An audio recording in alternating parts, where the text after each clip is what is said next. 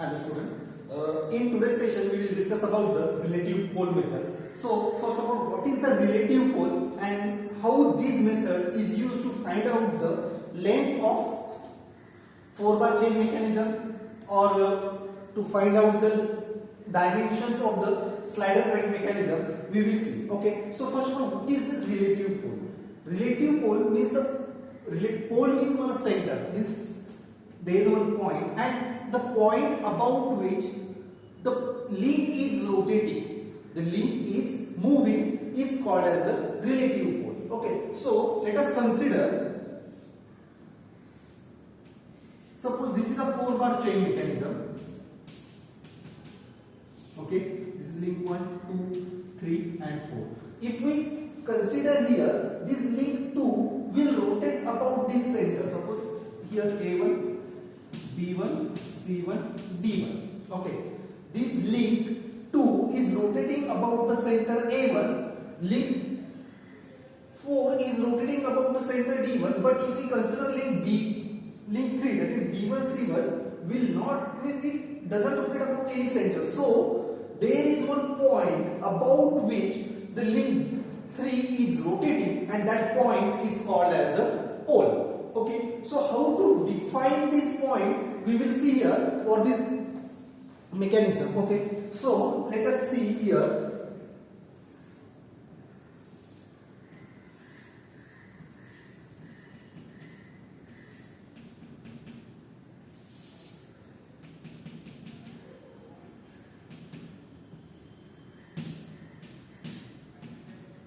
Let us consider this 4-bar chain mechanism.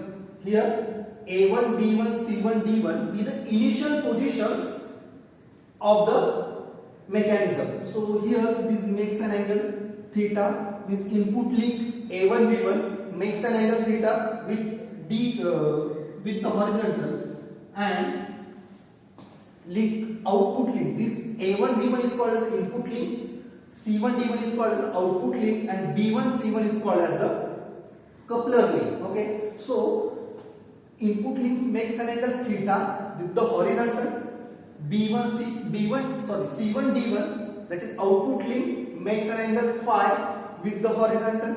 Okay, and this is the initial position. Now this input link rotate through angle theta 1, 2 means link A1, B1 is rotating from its first position to second position. This theta 1, 2 represent from initial position to second position. If it is given that is theta 1, 3, then theta 1, 3 represent the angle turned by the input link from initial position to the third position. Okay, so in this way, so this link A1, B1 is rotated through angle theta 1, 2. Suppose this is angle theta 1, 2. This is angle theta 1, 2. Okay, and it is, this position is B2. This position is B2. Now, when this input link A1, B1 rotated through angle theta 1, 2, at that same time the output link will rotate and it is given by phi 1, 2. Suppose it is rotated through this angle, that is C2.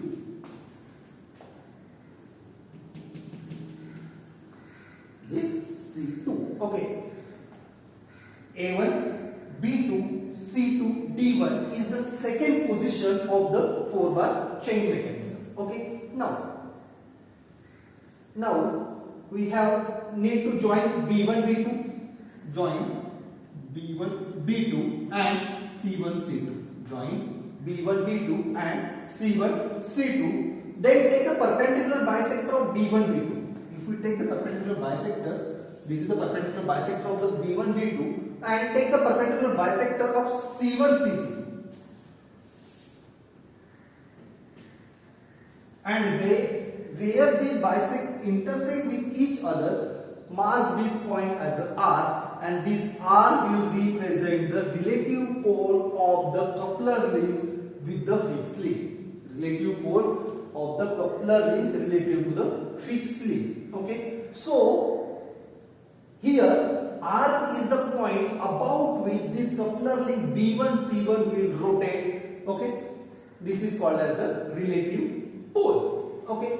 This R may be lie on this side also, or it will be lie on this side or below, anywhere. This R will lie anywhere as per the positions of the mechanism. Okay. Now we will see about the how the relative pole method is used to find out the dimensions of the 4-bar chain mechanism if 3 positions of the 4-bar chain mechanism is given. Okay. Last session we discussed about the inversion method, how the inversion method is used when 3 positions of the 4-bar chain mechanism is given. Now we will discuss 3 position synthesis,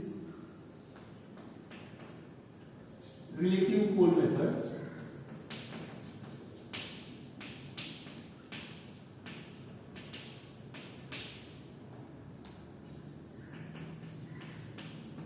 Three positions of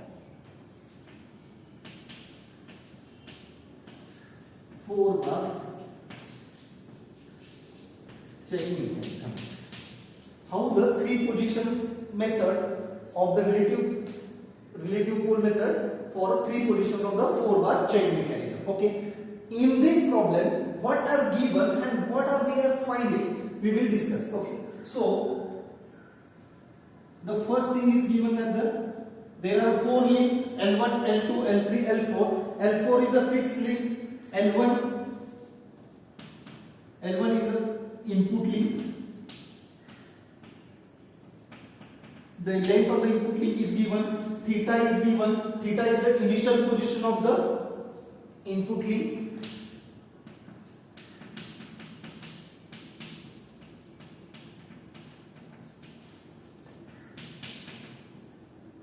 Initial position of the input link. Initial position of the input link, theta is okay. Now theta 1 2 is the angle between first and second position of the input link. Theta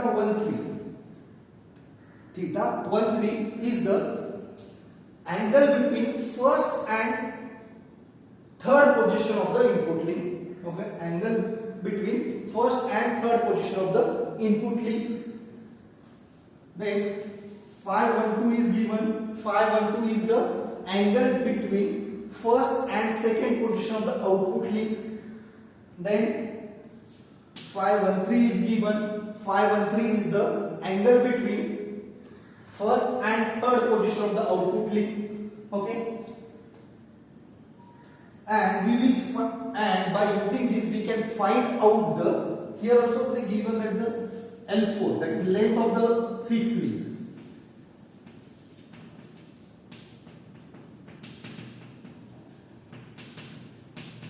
These 1, 2, 3, 4, 5, 6, these 6 things are required to find out the length of the coupler link, length of the output link, and angle between output link with the horizontal. Okay, so how this method will work, we will see here. Okay, first of all, draw a one line, mark here the point A1. Okay, A1, and the length of the fixed link is given. So measure the given length of the fixed link. Suppose given length of the fixed link is 100 mm. So here we will get the point D1. Here is the point D1, and this is a fixed link. Means we have drawn the fixed link. Okay. Now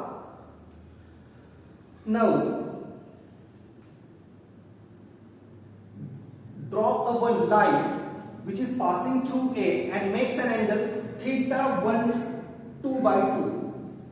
Theta 1 2 by 2, and suppose if we consider this is my 4-bar chain mechanism, This is my 4-bar chain mechanism in which this link, input link is rotating in an anti-clockwise direction. This input link is rotating in an anti-clockwise direction. So in this case, here I am drawing one line.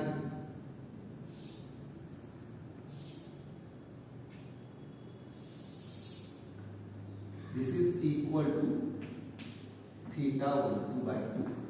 Theta 12 by 2. I have drawn one line which is equal to, which measures an angle theta 12 by 2. How? Why I am taking this line? Means how? Why I measure this angle theta in one downward direction? Why I have not taken it upward direction? It will decide on the basis of rotation of the input link. If your input link is rotating in a clockwise direction, then take its opposite direction. Always take this angle in an opposite direction, that of the rotation of the input link. So here this link is rotating in a anti-clockwise direction, so I have taken this angle in a clockwise direction. Okay. Now draw an line which is passing through D1, and makes an angle theta 5 by 512 by 2.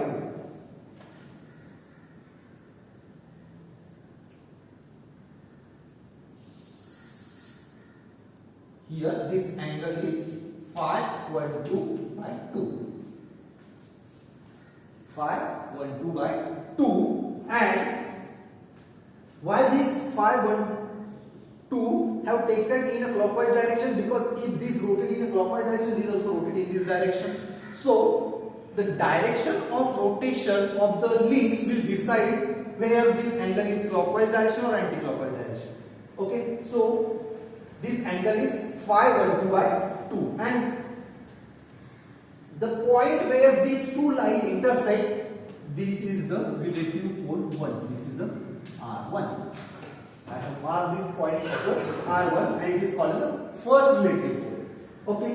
Now similarly, we have taken this for theta 12 and phi 12. Now we will do, or we will repeat the same procedure for theta 13 and phi 13.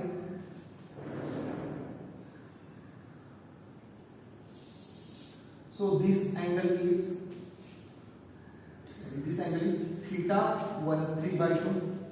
This angle is theta 13 by 2. Similarly, this angle is phi 13 by 2. Phi 13 by 2, and where these intersect, I have marked this as a R2. This as a R2. Okay. What we have done? We have done, that is, we have taken the angle theta 13 by 2, draw one line which is passing through A1. Similarly, we have taken an angle phi 13 by 2 and draw one line which is passing through D1. And where these two lines intersect, I have marked this is the R2. This is the second relative pole. Okay. Now, they given the length of the input link. Suppose we consider the length of the input link is suppose 30 mm. They given the theta, that is initial position of the input link. So measure theta in a clockwise direction and draw the input link. So this is the angle theta, and this is my point B1. I have drawn a input link. I have drawn the input link of the length 30 mm, and which is makes an angle theta with the horizontal, and that is the first initial position of the input link. Okay. Now join B1 R1 by the faint line, or join B1 R. Okay. Now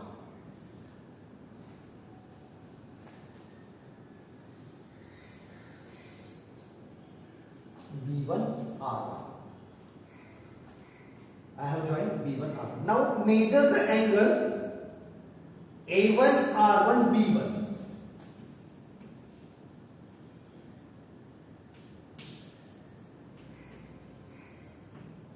Measure this angle A1 R1 B1. Okay. and draw the equal angle equal to angle D1 R1 S. D1 R1 S. What is S? So we have to draw the one line which is passing through R1. We need to draw one line which is passing through. I will clear this.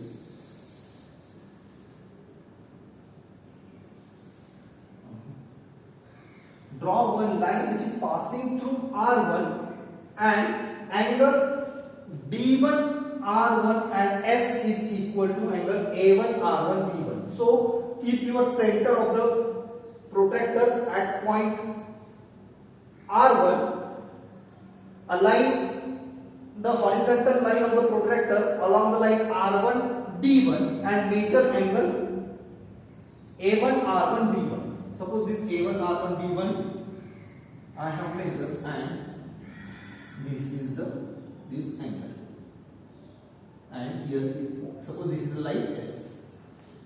This is line S. Okay. What procedure we have done here? First of all, we have joined R1 B1.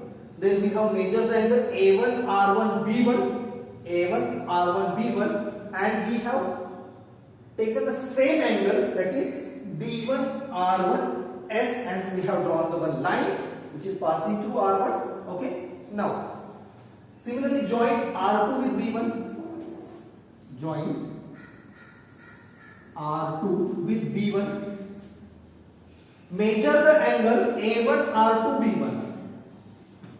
A1 R2 B1.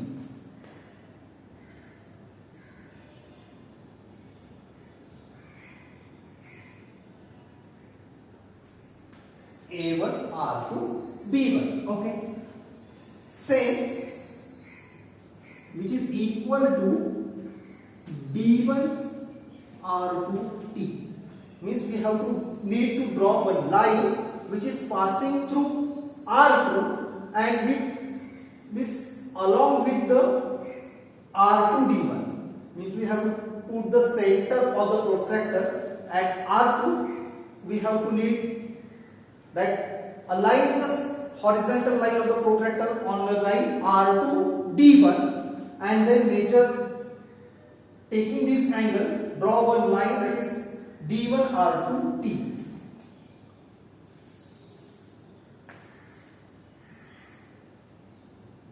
This is a line T. And where these two lines, line S and T, means mark this point as a C. Mark this as a point C1. Join B1 C1. Join B1 C1. Join C1 with D1. C1 with D1, and this is the our 4-bar chain mechanism, that is A1 B1 C1 D1. Okay. Now measure the length C1. So that is B1 C1. Then C1 D1. B1 C1 will get the length of the coupler link. C1 D1 will get the length of the output link, and this angle phi will give you the position of the output link, initial position of the output link. In this way, by using the relative pole method, we can find out the length of coupler link, output link, and the angle of the output link when these things are given, and this method is called as the relative pole method when the 3 positions of the 4-bar chain mechanism are